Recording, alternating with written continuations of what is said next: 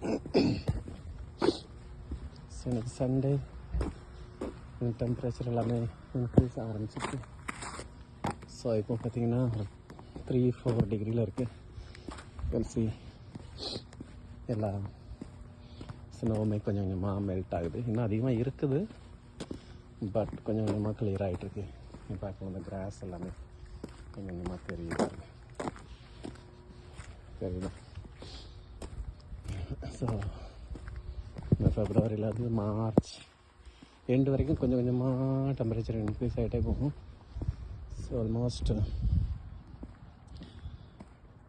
இனிமேல் அந்தளவுக்கு ரொம்ப மோசமாக பனி இருக்காது, லைக் ஸ்னோஃபால் இருக்காது.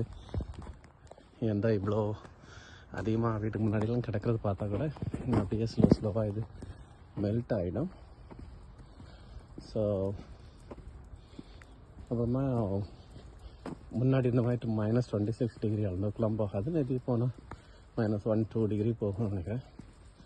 அதுக்கப்புறம் ஆட்டோமேட்டிக்காக 1-2 அந்த மாதிரி டிகிரிலே மெயின்டைன் ஆகும். மார்ச் 15-30 வரைக்குமே கொஞ்சம் மெயின்டைன் ஆகும் தான். பட் அப்புறமா கொஞ்சம் கொஞ்சமாக ஸ்லோவாக இன்க்ரீஸ் ஆக ஆரம்பிச்சிடும். பார்க்கலாம், நிறைய கொஞ்சம் கொஞ்சமாக பேர்ட்ஸ் எல்லாமே வெளியில் வர ஆரம்பிக்குது. யூ கேன் சீ ஹியர் ஒரு ஸ்மால் குருவி எல்லாம் உட்காந்துருக்குது. ஸோ இந்த மரத்தில் கூட பார்க்கலாம் ஒரு ஸ்மால் குருவி உட்காந்துருக்கு. நிறைய குருவிகள்லாம் இந்த வெளியில் வர ஆரம்பிக்கும். இந்த செடிகள்லாம் கொஞ்சம் கொஞ்சமாக துளுக்க ஆரம்பிக்கணும் தான். இந்த மரத்தில் பார்த்திங்கன்னா ஒன்றுமே இருக்காது, ஒரு இலை கூட இருக்காது. ஸோ அதில் ஒரு குருவி உட்காந்துருப்பாங்க, ஸ்மால் பேபி குருவி. அந்த மரத்தில் நிறையா இருக்குது, சிட்டுக்குருவி மாதிரி நிறைய குருவிகள் தான். அதெல்லாம் வெளியில் வந்திருக்குது, அழகாக பார்க்குறதுக்கு அழகாக இருக்குது.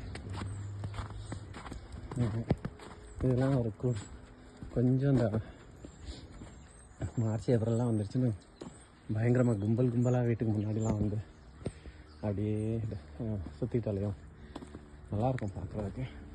இந்த பார்க்கலாம் நிறைய இந்த ஸ்னோவெல்லாம் மெல்ட் ஆகிட்டே இருக்குது, தண்ணியெல்லாம் வந்துக்கிட்டே இருக்குங்க.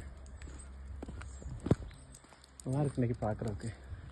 இந்த மரம் ஃபுல்லாகவே இலையை ஒதுக்கலை, பட் அது இருந்தால் கூட அழகாக இருப்பாங்க. இந்த மரத்தோட இலை அப்படியே கருகி அப்படியே கீழே ஒதுக்காமல் அப்படியே இருக்குது. ஆனால் ரொம்ப பியூட்டிஃபுல்லாக இருக்குது பார்க்குறதுக்கு.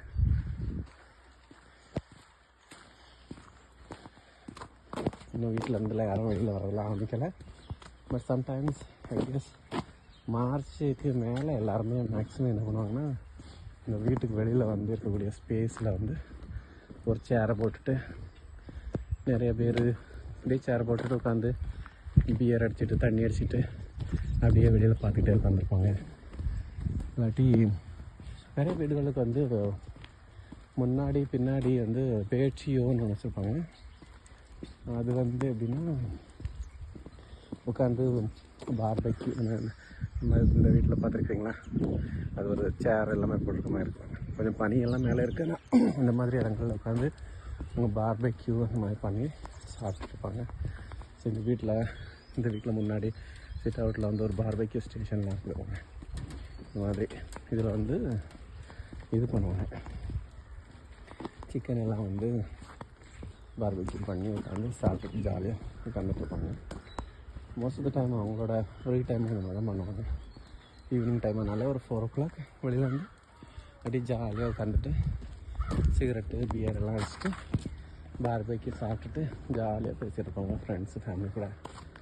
உங்களுக்கு கொஞ்சம் வித்தியாசமாக இருக்கும் பார்க்குறதுக்கு, பட் அதுதான் அவங்களோட கல்ச்சர் ஹியர். ஸோ நம்ம எதுவும் ப்ளேம் பண்ண முடியாது, அவங்க அப்படியே வந்துட்டாங்க. ஸோ இந்த மரத்தை பார்க்கலாம், இப்போவே கொஞ்சம் கொஞ்சமாக அந்த மொட்டுகள்லாம் வைக்க ஆரம்பிக்கிறாங்க.